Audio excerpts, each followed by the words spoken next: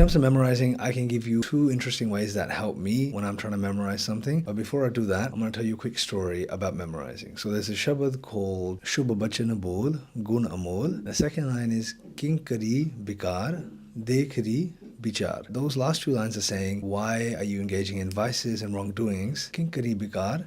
It says, Dekhri Bichar. Have a look and ponder and do vichar of this. That's what the Shabad is saying. This comes to the first point of what helps me memorize, for example. That is storytelling. So you look at the Shabad and see what the story is being told. What's the messaging of the lesson. When I taught this Shabad to someone recently, instead of saying Kinkari Bikar, Dekhri Bichar, they flipped it to Kinkari Bichar, Dekhri Bikar. So to listen, it sounds the same because the words kind of rhyme. The meaning completely flips. Now the meaning becomes, why are you thinking about things? Why are you pondering? Why are you doing vichar? You should just do bikar, engage in wrongdoing. So if you understand the Shabad and the storytelling, your chance of making that mistake really get minimized.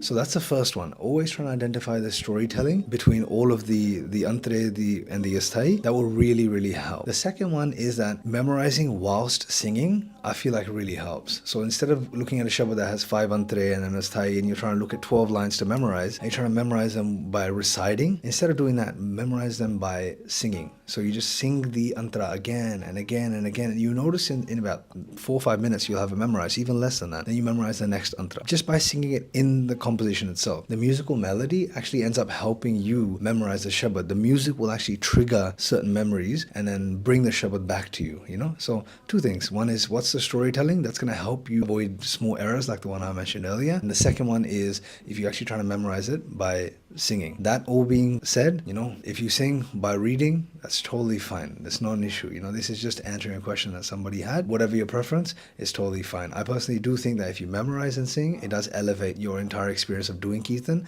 and the listener's experience of actually engaging in that Kirtan.